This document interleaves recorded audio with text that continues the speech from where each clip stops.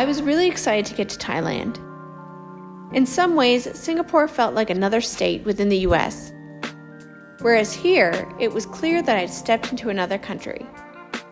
And with that came less English. I took about a week and a half to just chill.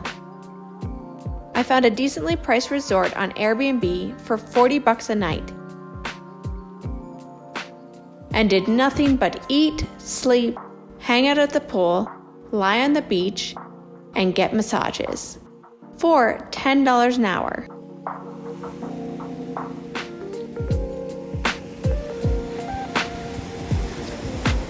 I might add, this was my first legit solo vacation as an adult, specifically outside the country.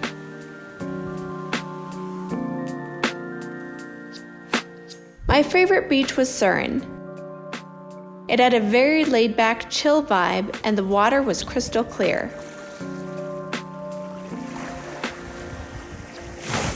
There were also a lot of street vendors and plenty of places to get a massage.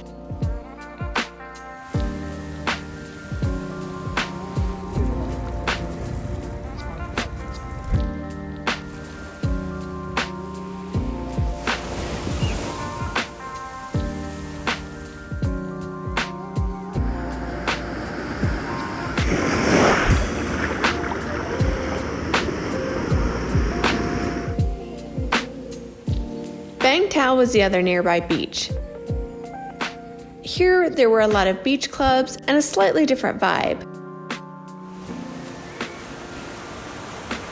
So 250 baht for these. And how much for this?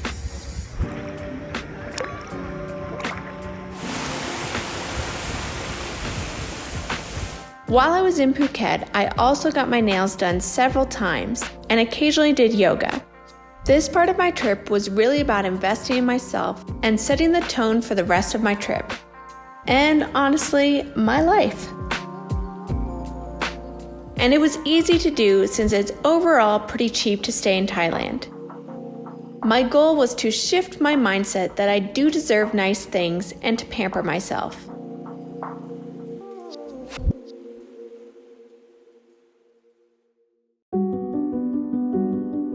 I relocated to Pt1 Beach for a few days during Christmas, then moved to Old Town Phuket where I stayed at my first hostel. I was initially worried about my suitcase since I knew there wasn't any lift, but that didn't seem to be a problem. I had my own private room, which was really nice.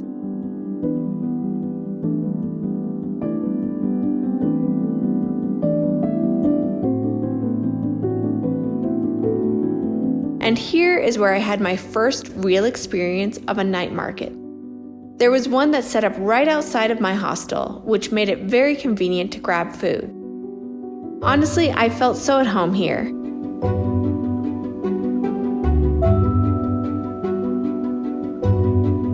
Since technically my little vacation part was over, I got back to working on my YouTube channel and wrapping up some videos I'd been putting off for a long time. I also started to go through all the footage I'd already shot on my trip so far. Hey, if you like this video, please hit the subscribe button so that I can keep making more content like this for you and others to enjoy.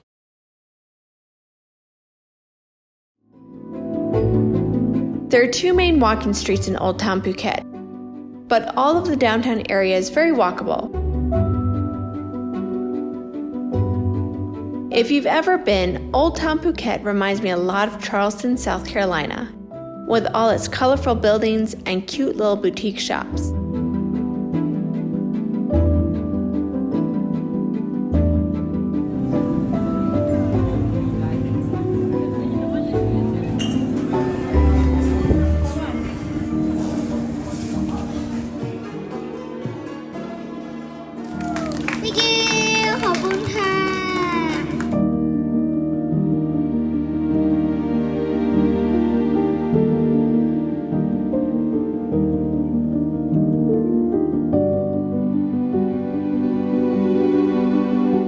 are some of the outfits I bought while there.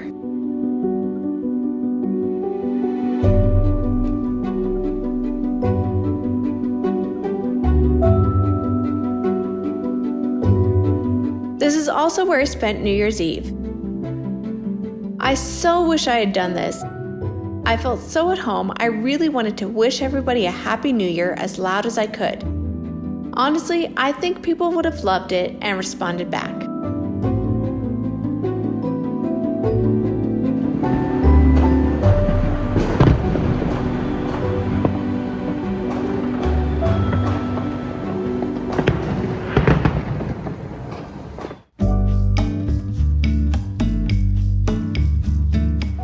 My first moped ride. That was exciting. I was planning on doing it, just not necessarily today, but it worked out okay. Now I'm at the Chillva night market. This is the biggest night market in Phuket.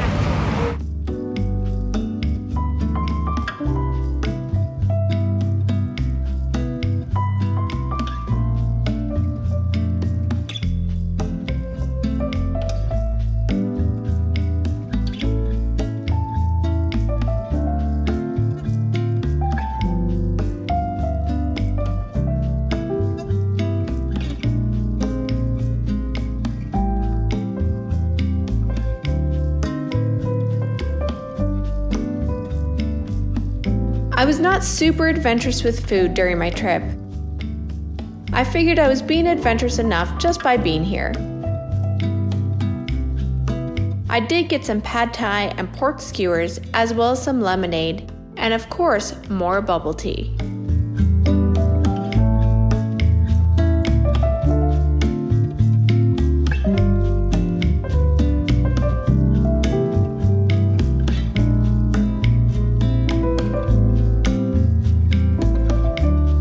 On one of my trips around town, I ran across this Michelin star restaurant.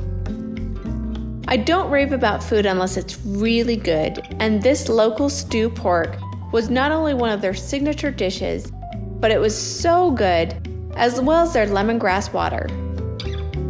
And for everything, including service fee, it all cost about 10 USD.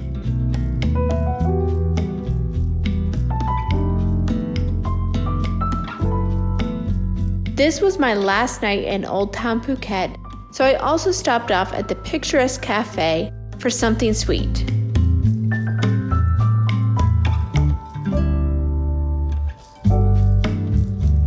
I spent a month total in Phuket, so come back to check out part 2. And if you enjoyed this video, please like and subscribe to my channel for more content.